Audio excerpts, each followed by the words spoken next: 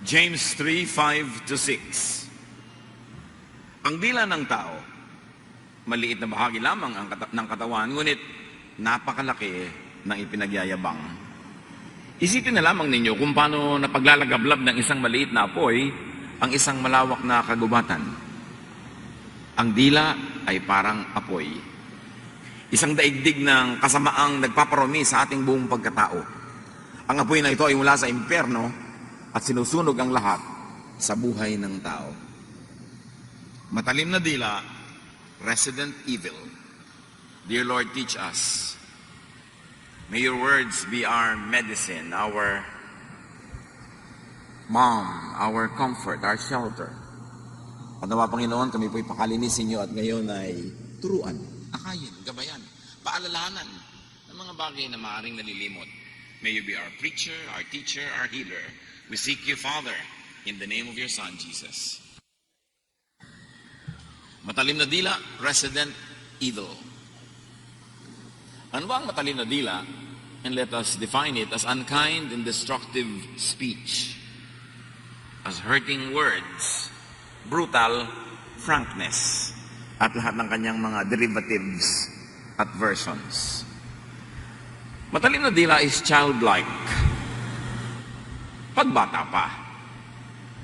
Yung bang mga bata na kung anong naisip, kung anong nakita, sasabihin ng walang preno, walang pag-aagam-agam. It is raw honesty, brutal frankness, that roots in not knowing yet, not knowing any better. Childlike brutality in speech is natural or inborn ignorance.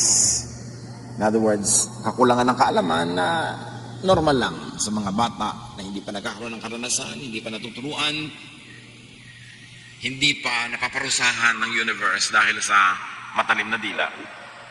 Proverbs 20:11, ang bata ay makikilala sa kanyang mga gawa. So pag bata, parang hindi masyadong katakataka na walang preno ang bibig. Pero habang nagkakaedad, tinuturuan ng matatanda, huwag mo sabihin yan, huwag mong gawin yan, dapat gandahan mo sabi, mangupo ka. Naiiba-iba ang language pag natuturuan. Kaya kawawa ang batang walang turo, kasi ang tanda-tanda na, asal bata pa rin. So ang isip bata ay makikilala sa kanyang salita. Matalim na dila is not only childlike, acceptable pa kung bata talaga, but it could also be childish. Pag matanda na, hindi na bagay,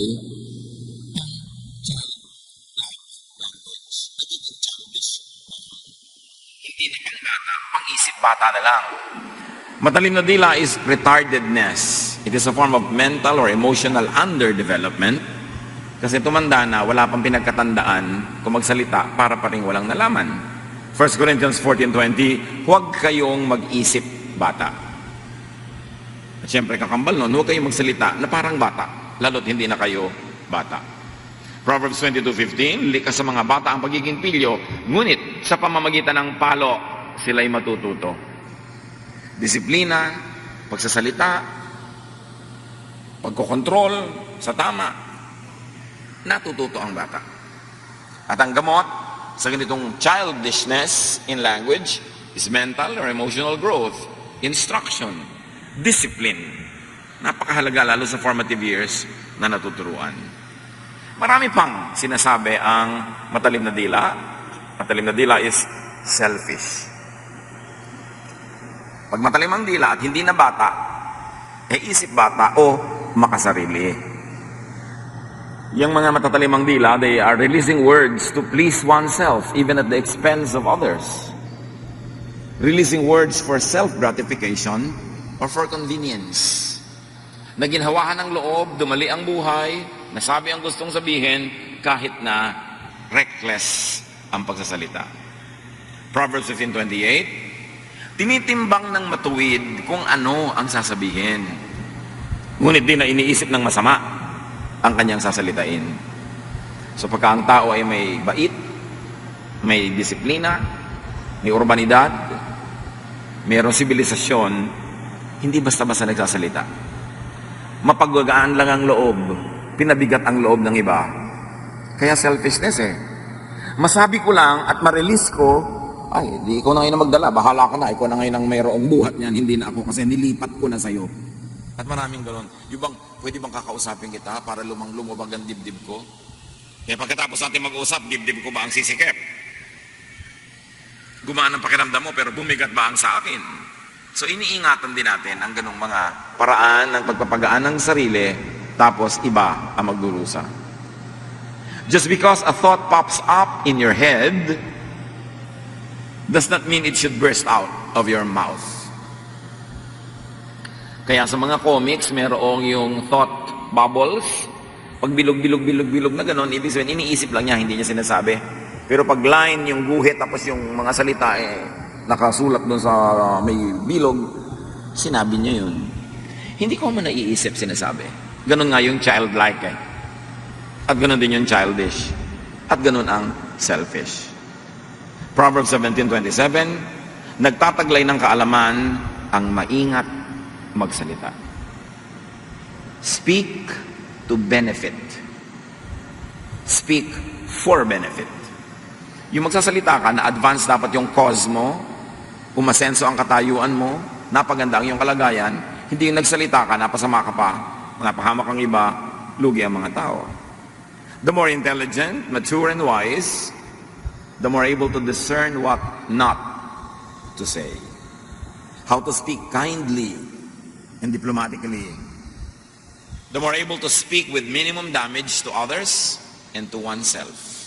May mga tao, pag nabuka ng salita, may madadamage. Iba o siya or both. Mabuti pa pag ganon, huwag ka na lang magsalita. Hindi ko mo ang tao edukado, o marunong, o maalam, ay maganda na magsalita.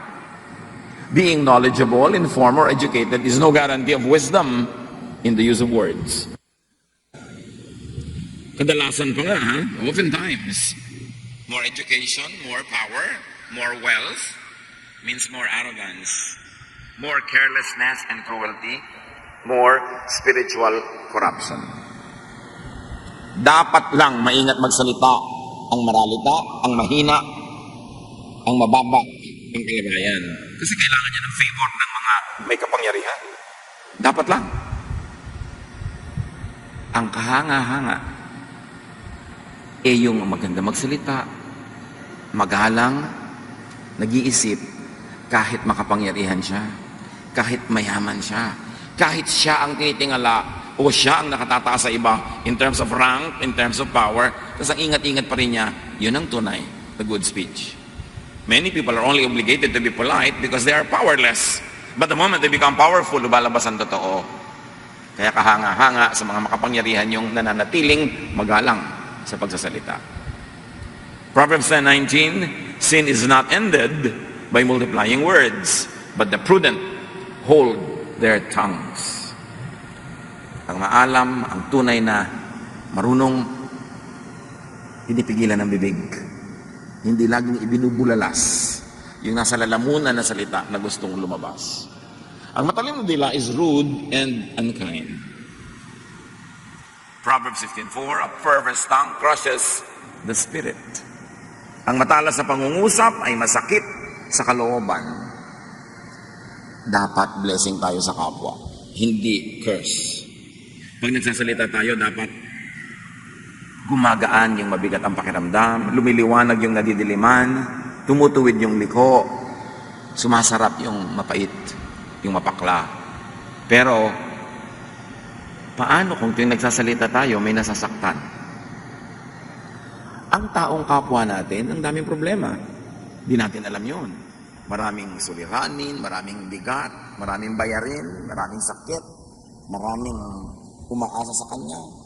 Tapos magsasalita ka, sasaktan mo pa, dadagdagan mo ang bigat ng buhay. Kaya dapat blessing kung magsasalita ang tao. Minsan kahit sasabihin natin ay hindi talaga napakasarap na sabihin, pero sa pagbibitaw ng salita, sa korte lang yung mga phrases, mapapagaan mo ang dapat sana ay mabigat. Proverbs 12:18, ang matalas sa pananalita ay sumusugat sa damdamin. Gusto ba natin na nakakasugat tayo ng damdamin? Ipagyayabang pa natin na we are brutally frank, na diniretso natin isang tao, pinahiya natin, sinaktan natin ang kalooban. What is godly in that? Yung matalim na dila is foolish. Isang kahangalan na ang dila natin ay ubod ng talim, lahat ng tamaan, nasusugatan, nagdurugo. Sapagkat ipagdaramdam nila. Ipagdamdam nila yon, di siyempre, dinaramdam ng Diyos yon dahil sabi niya, whatever you do to the least of this, you do to me. Kung hindi lang ipagdamdam, gumanti pa sa'yo. So it's really foolish. A needless burden and liability pagka ang dila ay sobrang matalim. Psalm 52, 4-5. You love every harmful word. Surely God will bring you down to everlasting ruin. Merong mga ayaw na ayaw ng Diyos, obviously sa Bible, at isa doon talaga yung unkind speech. Perverse tongue. Masakit na salita. Ito ang dapat pinanggigigilan ng mga moralista eh. Dahil ang dami-daming verses sa Bible tungkol dito. Yung iba naman pinanggigigilan nila, sometimes hindi ka pa makakaipon ng 4 o 5 verses sa buong Bible. Pero yun ang pinanggigigilan. Pero itong perverse language, hurting people when you open your mouth, kahit nga mga religyoso, lahat tayo, pag sinuri natin ang sarili, we could be guilty because we have the tendency to be hurting. We project our hurts on other people's screens. Kaya kung nasasaktan tayo, nananakit din tayo. Dapat sinusuri natin ating sarili. Bakit palagi ako nananakit? Is it because I am hurting? Ang tendency kasi natin, gumanti eh. Kaya pag ganoon, dapat hukayin natin yung tunay na dahilan kung bakit tayo mapait, bakit tayo negative, bakit tayo pessimistic. Para pag nabunot yon, susunod ang lahat ng ginagawa natin, including our speech. Words are very powerful. Words are gifts from God. But Satan is continuously robbing us of that giftedness and turning that gift into a curse. Words could heal or injure people. So why be an instrument of the devil to injure people when you could be an instrument of God to heal? Proverbs 12:6, pumapatay ng lihim ang mga pangungusap na masama. Sinabi mo doon sa tao, o may pinag-uusapan kayong ibang tao, nasisira siya, pinapatay mo siya. Proverbs 15:1, a gentle answer turns away wrath, but a harsh word stirs up anger. So ipagpalagay na, galit na galit sa atin yung kapwa natin. Sasagutin mo ng galit din, edi lalala. Ang sagot sa galit, ibanayad at mahinahon na salita, dahil yan ang nagpapatanggal ng galit ng kausap. Ang tunay na nanalo sa pagtatalo, true victory in a verbal combat is not by outwitting your opponent. True victory is when you have turned your opponent into a friend. So pag may masama siyang sinabi, ang sagot mo maganda, masama pa rin ang sasabihin niyan, pero hindi na masyado, medyo mahina-hina na, maganda pa rin ang sagot mo, tinatanggalan mo siya ng lakas para maging masama. Kasi ang tunay na panlaban lang sa kasamaan ay kabutihan. Kasi ang kasamaan, pag sinagot mo ng kasamaan din, pinalalakas mo siya. Parang apoy na naglalagablab, galit na galit, bubusan mo ng galit din. Parang gasolina ang ibinuhos mo, lalo siya mag-aapoy. Ang tunay na pagwawagi sa pakikipagtalo ay yung napababa mo ang boses ng iyong kausap, napahinahon mo siya at nagsorry pa siya. Yun ang tunay na wagi. Hindi mo ipagyayabang yung masasaktan mo siya kasi kung natalo mo man siya sa oras na yon, naghahanda lang yan ng panahon at lakas para talunin ka bukas. Hindi yan matatapos. Proverbs 16:24, gracious words are a honeycomb, sweet to the soul, healing to the bones. Ang galing nila nun, alam na nila yung mga medical and therapeutic properties of honey, na talagang ang pulot-pukyutan ay nakakapagpagaling, nakakapagpasarap pa ng pakiramdam. Words could build or destroy. When you talk about your husband, your wife, your child, your cousin, are you building or destroying? And when somebody talks to you about someone else, is that someone building or destroying? And will you cooperate if that person is destroying someone else? Proverbs 11:9, with their mouths, the godless destroy their neighbors. So pag may naninira, do you cooperate by listening? And do you really cooperate to the utmost by contributing more tidbits and morsels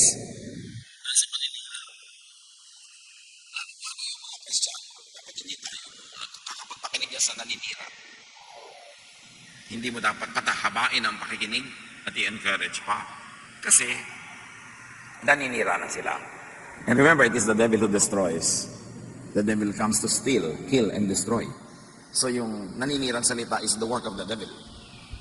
God builds up. So we should know kung kanino natin isusurrender ang ating mouths. Service ba? The service of Satan or of God? Proverbs 18:21, what you say can preserve life or destroy it. Ang laking responsibility ang pagbubuka ng bibig. Words would get the speaker rewarded or punished. Matthew 12:36-37, tandaan ninyo. Sa araw ng paghuhukom, pananagutan ng tao ang bawat walang kabuluhang salitang sinabi niya. Walang sala ka o paparusahan, batay sa iyong mga salita. Akala natin kung isang gusot na tayo. Uy, nakapanira ako, nakapagsinungaling ako, winner ako. Meron pa yung accounting. Bilang ang mga walang katuturan, lalo ang masasamang salitang sinasabi natin. Those that hurt feelings are disliked and hated. Do you want to be disliked? Do you want to be hated? And yet there are many people na parang may master's or doctoral degree sa pananakit. Pero tingnan mo, konti ang mga kaibigan yan, kung meron man. Kasi sila naman ang gusto na may kaibigan ka o kasamang mataliman dila. At pagka nagdadala sa iyo ng mga balita tungkol sa iba, asahan mo, pagpunta niya sa iba, ikaw naman ang ibabalita niya. Huwag ka magtitiwala sa taong nagdadala sa iyo ng chismis. Kasi ikaw naman ang chismis ng pagtalikod mo. Proverbs 8:13, I hate pride and arrogance, evil behavior, and perverse speech. Sabi ng Diyos. May mga kinakamuhian talaga ang Diyos eh. Isa dyan talaga, sa top 5, yung masamang dila. Proverbs 18:7, the mouths of fools are their undoing, and their lips are a snare to their very lives. Yes, trap. Yes, patibong ang kanilang mga bibig. Pero sila rin ang mahuhulog doon. Sila din ang mabibiktima noon. Because people that hurt feelings are disliked and hated. And disliked and hated people do not receive help from their victims or their victims' friends. Suriin natin. Para ka magtagumpay sa buhay, nandun na yung dapat magaling ka, dapat blessed ka, etc. etc. Pero talagang isang common denominator ng lahat ng tatagumpay, may tumulong sa kanila. Pero kung nakakainis ka, sinong tutulong sa'yo? Baka yung isang ininis mo, kahit may 10 kang hindi ininis, may isa ka lang ininis, darating ang panahon na siya pala yung may hawak ng susi para ka matulungan at magtagumpay. Maalala niya na sinira mo siya, ginalit mo siya, so sorry ka na lang, hindi ka niya tutulungan. People help those they like. And people could even sabotage the work of those they dislike. So, why be disliked? By having a sharp tongue. Proverbs 18:19, a brother wronged is more unyielding than a fortified city. Yung kapatid mo na yan, pagka yan ay sumamalob sa iyo at nagalit, mas masamang kaaway yan kaysa sa hindi mo pa kapatid. So bakit mo sasaktan ang kapatid mo? Biological or spiritual? Bakit mo sasaktan yung office mate mo, workmate mo, yung malapit sa'yo, neighbor mo? Yun nga, mga malapit sa'yo, yun ang kailangan, friends mo eh. Kaya napakalaking kahangalan yung dila na hindi kinokontrol. Ang laking deception yon na ipagyabang mo that you have a sharp tongue. Lalo pa at meron kang rich and beautiful vocabulary. Can you imagine if you're gifted by God with gab, with language, with vocabulary, tapos gagamitin mo to serve Satan? Baligtad. Mas magaling ka nga magsalita, mas dapat ginagamit mo to lift other people up, to encourage, to teach, to buoy up feelings, to heal wounds. Yun ang ministry of words. So pagka lagi kami sinasaktan, hindi ko nila tutulungan and people need help to succeed. Meron ka na mawala pa. Kasi maaalala ng iba, naging masama ka sa kanila noon. Babawian ka pa. Ibinigay na, nababawi pa. Brutally frank people lose friends and potential friends. They are not helped by many potential helpers. So brutally frank people lose. Brutally frank people are losers. They are not winners. They do not even know what they lose. Sometimes, hindi mo alam kung ano yung nawala sa'yo kasi hindi binigay eh. Yung pala dapat ibinigay. Ang laki-laki pala nang nawawala na hindi natin namamalayan.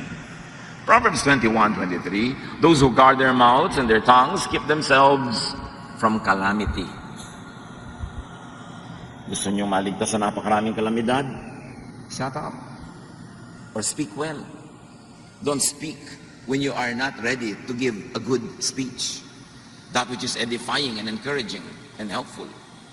1 Peter 3:10, whoever would love life and see good days must keep their tongue from evil and their lips from deceitful speech. Gusto mong bright ang future? Gusto mong optimistic ang darating na hinaharap? Magtanim ka ngayon ng magagandang words. Kasi lahat ng tanim mo ngayon na pangit na words, aanihin mo rin. Because there's a very basic agriculture rule sa spirituality. You harvest what you plant. So when you plant bad words, you harvest evil. You sow the wind, you harvest a whirlwind. Nagtanim ka ng hangin, bagyo ang aanihin. Alam mo man o hindi, whether or not you were able to connect the dots, kumisan, bakit ka nagkakaroon ng dilubyo sa buhay? Sabi mo, namalas ako, bigat ng buhay, ang hirap. Hindi mo alam, bunga pala ng masakit na pananalita. Kasi sinabi mo, 10 years ago pa. God is not mocked. You will harvest what you plant. And be sure that your sin will find you out. Ang mga ginagawa nating mali, nalimot man natin, yung mali na ginawa natin, hindi tayo nililimot.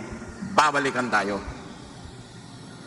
At yung gawa din natin na mabuti, lalo naman yun, hindi tayo nililimot. Babalikan din tayo nun. So be wise.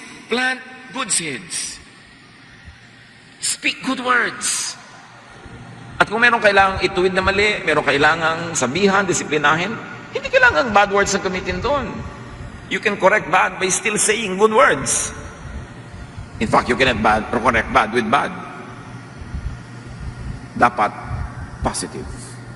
Because truth wins, the light, not darkness, always wins. Choose light. Choose whatever is good. Proverbs 27:5, paano yung better is open rebuke than hidden love? Yan ang laging pamatay ng mga mahilig mag-rebuke eh. Yung mga mahilig na manakit na, hoy, sinner ka, hoy, sinner ka.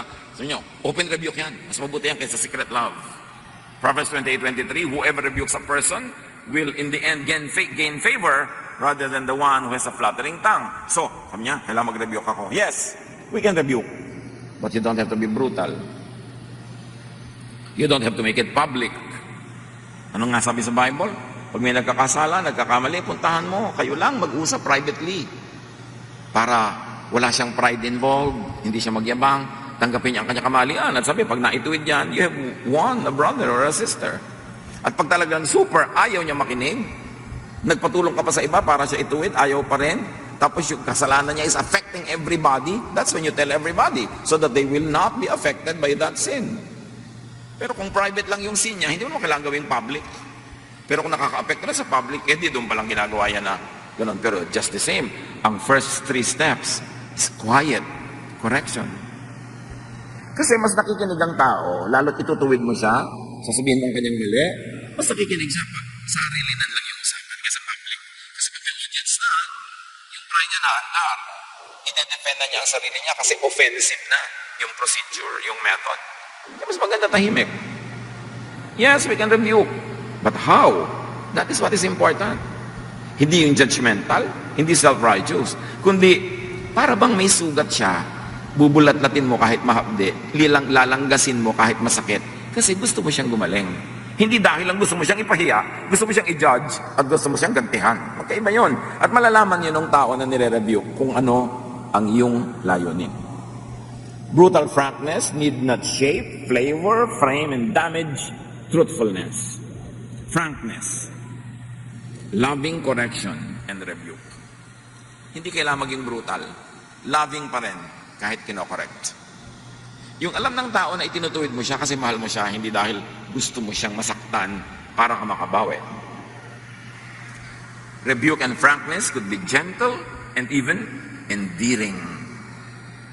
Yung bang itinuwid ka na pero napamahal pa sa'yo yung nagtuwid kasi ang ganda ng pag-handle. Hindi kanya pinahiya, hindi ka sinaktan.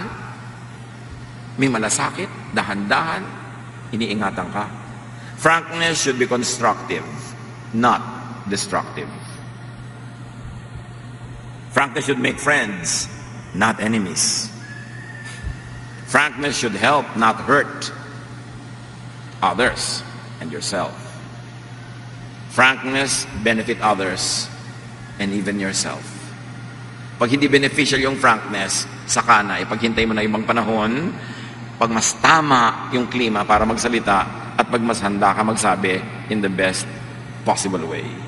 Kind words are light, but they carry great weight. Yan ang maganda. Ang gaan ng dating, pero ang bigat ng dala. Naramdaman din, pero hindi mo idinagan sa kanya bigla-bigla. Why lose friends? Because of your words. When you can win friends because of your words. We should all grow up. Kasi mas yumayaman, mas tumataas ang ranggo, mas nagkakaroon ng kapangyarihan, kumisan, mas nagiging pabaya sa pagsasalita. Para bang hindi mo na kailangan makisama kasi, hindi mo na kailangan na makiramdam kasi ikaw naman yung makapangyarihan. Pero hindi dapat ganoon ang mga anak ng Diyos. Mas nagiging makapangyarihan ka, mas nagiging kang maibigin at napag-aruga sa mga mas mahina kaysa sa'yo. Hindi mo kinokorrupt yung power to benefit only yourself. 1 Corinthians 13:11, nung ako'y bata pa, ako'y nagsasalita, nag-iisip, at nangangatwirang tulad ng bata. Ngayong ako'y mayroon ng sapat na gulang, iniwan ko na ang mga asal ng bata. Iniwan ko na ang salita ng bata, ang salita ng mga immature. So considerate, polite, and seasoned language is a sign of maturity. It's a sign of kindness and of wisdom. Kung talagang matalino ka, dapat maganda kang magbitaw ng salita. Ngayon, kung edukado ka lang, knowledgeable ka lang, tapos ang pangit-pangit mo magbitaw ng salita, informed ka lang, pero hindi ka matalino. You are better informed, but you are not wiser. Kaya mahalaga yun tinatansya-tansya natin ang ating pagsasalita. Kahit yung mga spiritual languages, high-sounding ideologies, sabi ni Paul sa 1 Corinthians 13:1, if I speak in the tongues of men and of angels, but do not have love, I'm only a resounding gong or a clanging cymbal. Magaling man ako magsalita. Salitang espiritual, kaya ko man. Maging salita ng mga anghel, hindi naman ako mapagmahal. Sabi ko nun, useless. Para lang kung kumakalampag na lata. Maingay na gong, walang saysay.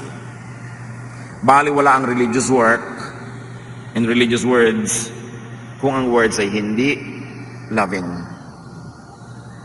So bitbit mo yung Bible, sa ulo mo yung mga verses, bato ka ng bato para ka manakit, para ka mang judge, wag na lang, useless. It doesn't work. Lalayo lang ang loob ng tao sa'yo, lalayo ang loob nila sa Bible, at kumisan nadadamay ang Diyos. Alam niyo ba, marami mga tao sabi nila, atheist ako, hindi ako niniwala sa Diyos, ayoko sa Diyos.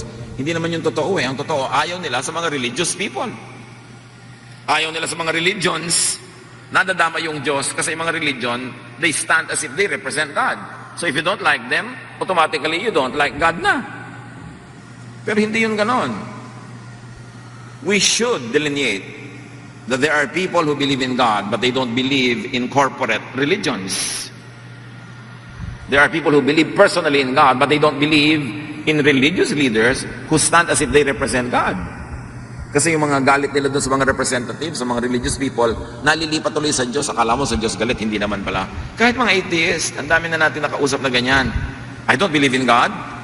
Pero pagka inanalyze mo, kinausap mo yung pala, they don't believe in corporate, organized religion.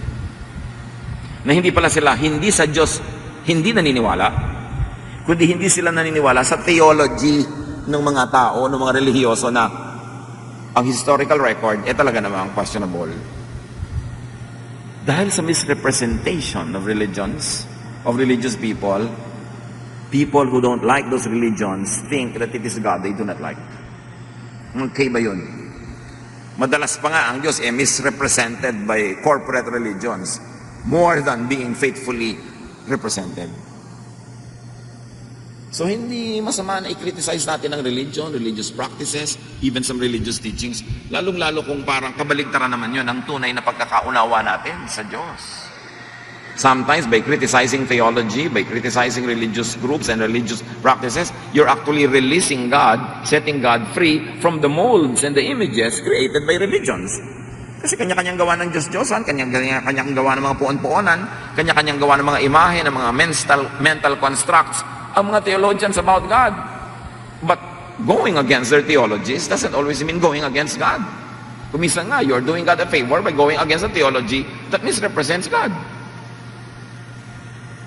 That's why language is very important. When people assume that when they talk, that they're talking for the divine, tapos kung ano-ano sasabihin nila at mga kabalbalan, nadadamay ang Diyos. Language is very powerful. That's why we are custodians of it, and all the more that we should be careful. James 1:26, those who consider themselves religious and yet do not keep a tight rein on their tongues deceive themselves, and their religion is worthless. Yan ang sinasabi natin. Yung mga nagsasabing religyoso sila pero ang pagsasalita naman nila walang preno, fuming with hatred, with anger. Sabi ko nun, iloloko nyo yung mga sarili. Hindi kayo tunay na makadiyos. At baliwala ang inyong relihiyon. Bad words, those that hurt others, undo and negate good deeds. Gagawa ka ng mabuti, tapos bigla mo susumbatan, baliwala yung ginawa mo. Bibigyan mo ng kailangan niya, tapos mumurahin mo siya, lalaitin mo, baliwala yung binigay mo. Sayang. Gumawa ka na ng mabuti, sundan mo rin ng mabuting word. Hindi yung babawiin mo pa yung mabuting nagawa mo with bad words. And sometimes it happens in many families. Tutulungan natin yung tao, pagkatapos bigla mo lalaitin, bigla mo iinsultuhin. Tapos, ang ending nun, galit pa siya sa'yo eh. Kaya doble lugi ka. Ikaw na yung nagbigay, galit pa siya sa'yo. Kasi siguro, naging careless tayo sa words. Okay lang naman na magsabi ka na, magtrabaho ka naman para ka kumita, pero hindi mo kailangang insultuhin yung tao. Choice of words. Ephesians 4:29, huwag kayong gumamit ng masasamang salita, kundi yung makapagpapalakas at angkop sa pagkakataon upang makapagdulot ng mabuti sa mga nakikinig. Pag nagalit mo ang iyong kaharap, hindi mabuti ang idinulot, sayang yung words. Dapat ang prayer natin should be Psalm 141 verse 3. Set a guard over my mouth, Lord. Keep watch over the door of my lips. Bantayan nyo nga po ang aking pagsasalita. Bantayan niyo ako at maging maingat ako. Dear Lord, thank you for reminding us. Gawin mo pong personal sa bawat isa ang mga salitang ito. Na sa aming pagbubulay-bulay, pagsukat, pagtimbang sa aming pananalita, makita namin na aming tunay na kalagayan, maitama ang likod, at maitubunya yung tama. Check our hearts, check our mouths, check our vocabulary, O God. At kung may mga dapat ituwid, turuan niyo kaming ituwid ito. Pagbulay-bulayan natin mga kapatid kung paano gagawin personal ang mga salitang ito na nagmula sa mga banal na kasulatan. Be with the Lord in silent reflection. And may the Lord forgive us, cleanse us, empower us, so that we will know our correct position of time in terms of speech is a gift from God to be used for good. Lord, be with your people as everyone remains silent with you for a while.